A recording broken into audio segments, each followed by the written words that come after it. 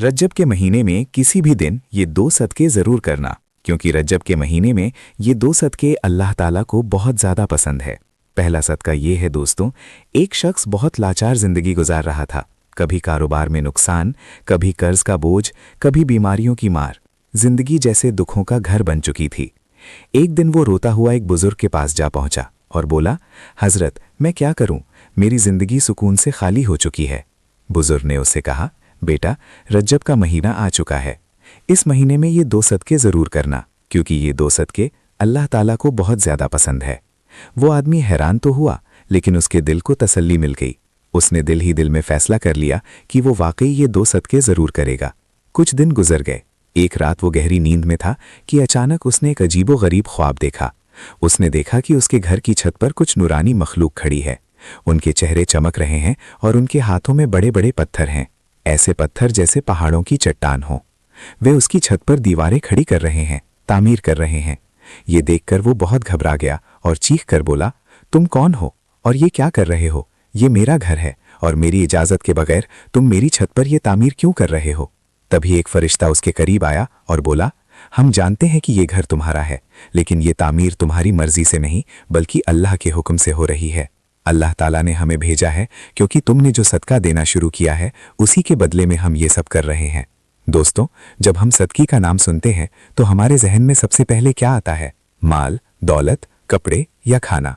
हम समझते हैं कि सदका सिर्फ पैसे देने का नाम है, लेकिन क्या आप जानते हैं कि ये सोच बिल्कुल अधूरी है? क्या आपने कभी गौर किया है कि कुछ ऐसे सदके भी हैं जो माल के बगैर किए जाते हैं, ऐसे सदके जो हर इंसान कर सकता है?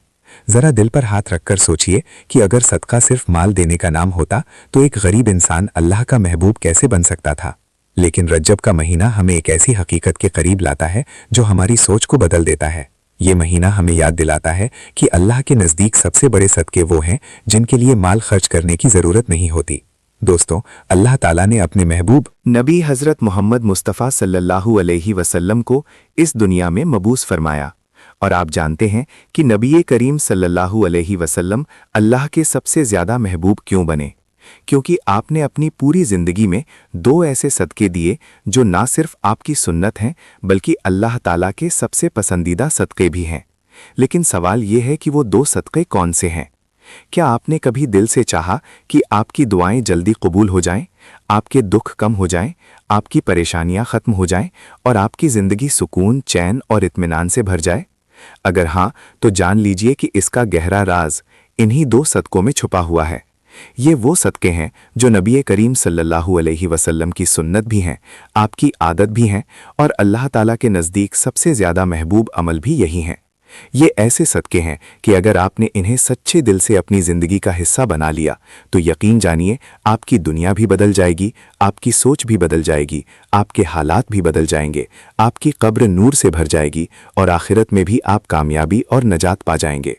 दुनिया में हर इंसान की यही ख्वाहिश होती है कि उसकी ज़िंदगी खुशहाल हो, उसके घर में सुकून और मोहब्बत हो, रिस्क में बरकत हो, औलाद फरमाबरदार और नेक हो, बीमारियों से शिफा मिले, कर्ज से छुटकारा मिले और कारोबार में तरक्की हो।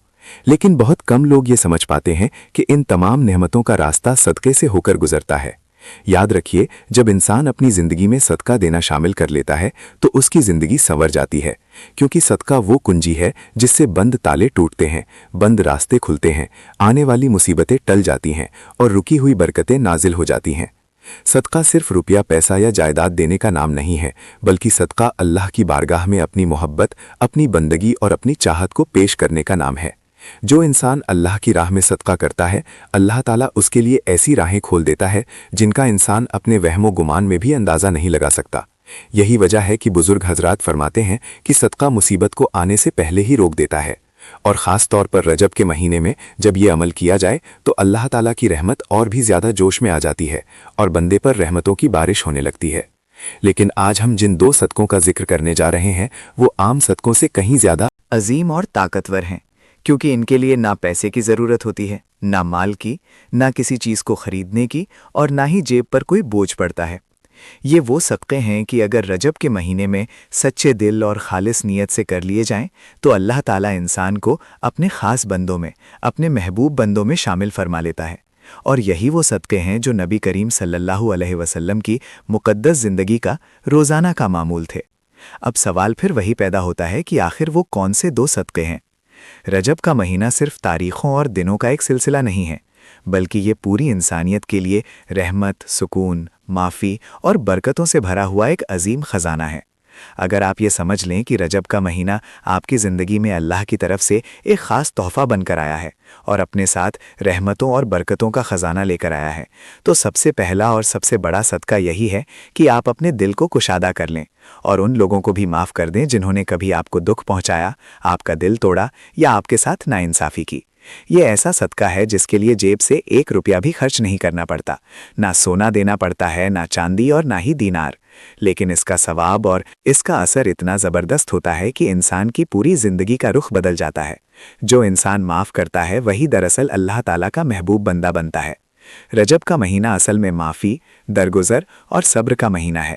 یہ وہ مہینہ ہے جو ہمیں بار بار یاد دلاتا ہے کہ ہمارے محبوب نبی کریم صلی اللہ علیہ وسلم صرف ایک عام انسان نہیں تھے، بلکہ وہ عظیم اور برکت والی ہستی تھے جنہیں اللہ تعالیٰ نے اپنی خاص قربت عطا فرمائی، جن سے اللہ تعالیٰ نے ہم کلامی فرمائی اور جنہیں تمام جہانوں کے لیے رحمت بنا کر اس دنیا میں بھیجا گیا۔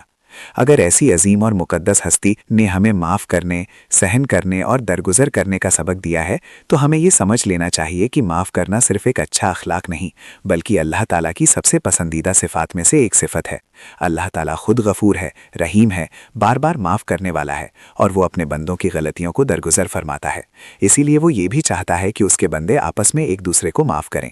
نبی کریم صلی اللہ علیہ وسلم نے فرمایا کہ جو انسان دوسروں کو معاف کرتا ہے، اللہ تعالیٰ اسے ذلت نہیں بلکہ عزت عطا فرماتا ہے، اس کا درجہ بلند کرتا ہے اور اس کے دل کو سکون سے بھر دیتا ہے۔ اصل عزت اور اصل بلندی معاف کر دینے میں ہی ہے۔ رجب کا مہینہ ہمیں یہی پیغام دیتا ہے کہ معافی کے دروازے کھول دو تاکہ اللہ تعالیٰ بھی اپنی رحمت کے دروازے تم پر کھول دے۔ اگر آپ چاہتے ہیں کہ آپ کی دعائیں قبول ہوں، آپ کی زندگی سے پریشانیاں دور ہوں، آپ کے رزق میں برکت آئے اور آپ کے گناہ بھی معاف کر دیے جائیں، تو دوسروں کو معاف کرنے کے صدقے کو اپنی عادت بنا لیجئے۔ جن گھروں میں معافی اور درگزر کا ماحول ہوتا ہے، وہاں سکون نازل ہوتا ہے، وہاں عبادت میں لذت آتی ہے اور وہاں برکتیں اترتی ہے۔ نبی کریم صلی اللہ علیہ وسلم کی سنت کو اپناتے ہوئے رجب کے اس مہینے میں یہ عہد کیجئے کہ آج کسی کو اپنے دل میں جگہ دیں گے تو صرف اور صرف محبت کے لیے، نہ کہ نفرت کے لیے۔ معاف کرنا صرف دوسروں کے لیے آسانی پیدا کرنا نہیں، بلکہ اپنے لیے بھی سکون اور برکت کا ذریعہ ہے۔ جو شخص دوسروں کو معاف کرتا ہے، اس کا دل ہلکا ہو جاتا ہے، اس کے چہرے پر نور آ جاتا ہے اور اللہ تعالیٰ اس کے گناہوں کو بخش دیتا ہے۔ تو آئیے رجب کے اس مبارک مہینے میں سب سے پہلا صدقہ یہی کریں کہ جس نے آپ کے ساتھ ظلم کیا، جس نے آپ کو تکلیف دی، آپ اسے اللہ کے لیے معاف کر دیں۔ یہ عمل اللہ تعالیٰ کو اتنا پسند ہے کہ وہ آپ کے لیے ایسی رحمتیں نازل فرمائے گا جن کا آپ نے کبھی تصور بھی نہیں کیا ہوگا۔ نبی کریم صلی اللہ علیہ وسلم نے فرمایا کہ ہر نیک عمل صدقہ ہے۔ اس مہینے میں صدقے کی ایک صورت یہ بھی ہے کہ انسان اپنے مال، وقت اور محنت سے اللہ کے بندوں کی مدد کرے، جیسے کسی بھوکے کو کھانا کھلانا، کسی بیمار کی مدد کرنا، کسی یتیم کا سہارا بننا یا کسی محتاج کے دکھ درد میں شریک ہونا۔ یہ سب ایسے صدقات ہیں جو اللہ تعالیٰ کے یہاں بہت زیادہ پسندیدہ ہے اور بندے کے گناہوں کا کفارہ بھی بن جاتے ہیں۔ لیکن دوسرا صدقہ اس سے بھی زیادہ عظیم ہے اور اس کا تعلق انسان کے اپنے نفس اور جذبات سے ہے، اور وہ ہے صبر کرنا۔ یہ دونوں صدقے اس لیے بہت اہم ہیں کیونکہ ایک کا تعلق ہماری ظاہری زندگی سے ہے اور دوسرے کا تعلق ہماری باطنی کیفیت سے۔ یہی دو عمل انسان کی شخصیت کو مکمل کر دیتے ہیں۔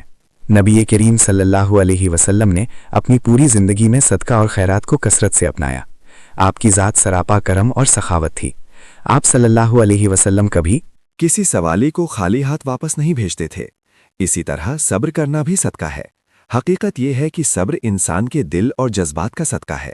جب انسان تکلیف، نقصان، غم، ہر حال میں اپنی زبان کو شکوے سے روک لے، دل کو مایوسی سے بچا لے اور اپنی حالت پر اللہ کی رضا کو قبول کر لے، تو یہی صبر ہے، اور یہی عمل اللہ تعالیٰ کے نزدیک سب سے زیادہ قیمتی ہے۔ نبی کریم صلی اللہ علیہ وسلم کی پوری حیات مبارکہ صبر کی عظیم مثالوں سے بھری ہوئی ہے۔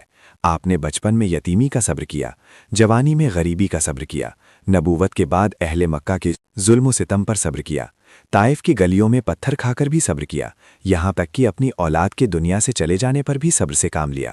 ہر موقع پر آپ نے اپنے رب پر توکل کیا اور اپنی امت کو یہ سبق دیا کہ صبر ہی وہ عمل ہے جو انسان کو اللہ کے سب سے زیادہ قریب لے جاتا ہے۔ سوچئے، جب آپ صلی اللہ علیہ وسلم مکہ کی گلیوں میں کھڑے تھے اور کفار آپ کے راستے میں کانٹے بچھاتے، گالیاں دیتے اور پتھر مارتے تھے، تب بھی آپ نے کبھی بددعا نہیں کی، بلکہ ہمیشہ صبر اور رحمت کا راستہ اپنایا۔ یہی صبر آپ کا دوسرا صدقہ تھا جو اللہ تعالیٰ کو سب سے زیادہ پسند تھا۔ طائف کا واقعہ یاد کیجئے، جب آپ کو زخمی کر دیا گیا، پھر بھی آپ کی زبان پر یہی دعا تھی کہ اے اللہ، انہیں ہدایت عطا فرما دے۔ یہی وہ صبر ہے جو اللہ تعالیٰ کے یہاں سب سے بڑا صدقہ شمار ہوتا ہے۔ رجب کے مہینے میں جب ہم سیرت النبی صلی اللہ علیہ وسلم کو یاد کرتے ہیں تو ہمیں خاص طور پر اس سنت صبر کو زندہ کرنا چاہیے۔ جب بھی کوئی ہمیں ستائے، تکلیف دے یا ہمارے حق کو مارے تو بدلے کے بجائے صبر کا صدقہ دے۔ بے شک یہ عمل ظاہر میں مشکل ہے، لیکن اللہ تعالیٰ کے یہاں اس کا اثر بے حد عظیم ہے۔ قرآن میں بار بار فرمایا گیا ہے کہ صبر کرنے والوں کو بے حساب اجر دیا جائے گا۔ لہٰذا جب ہم یہ کہتے ہیں کہ رجب کے مہینے میں 2 صدقے ضرور کرو کیونکہ یہ 2 صدقے اللہ تعالیٰ کو بہت زیادہ پسند ہیں، تو ہمیں یہ پکا عہد کرنا چاہیے کہ ہم صرف مالی صدقہ ہی نہیں بلکہ معافی اور صبر کا صدقہ بھی دیں گے۔ یہی عمل نبی کریم صلی اللہ علیہ وسلم کی سنت کو زندہ کرنے والا ہے اور یہی راستہ ہمیں اللہ تعالیٰ کے قریب لے جاتا ہے۔ اللہ تعالیٰ اس مبارک مہینے کے صدقے ہم تمام مسلمانوں کی ساری پریشانیوں کو دور فرمائے، ہماری زندگی میں سکون اور خوشحالیاں عطا فرمائے۔ آمین ثم آمین۔ دعا ہے کہ اللہ تعالیٰ میرا سننا اور آپ کا سننا اپنی پاک بارگاہ میں قبول اور منظور فرمائے اور ہمارا خاتمہ ایمان پر فرمائے۔ آمین ثم آمین۔ اللہ تعالیٰ ہم سب کا حامی و ناصر ہو۔ آمین۔ اپنا بہت سارا خیال رکھیے گا، ہمیشہ مسکراتے رہیے گا۔ ملتے ہیں کسی اگلی ویڈیو میں، تب تک کے لیے اللہ حافظ۔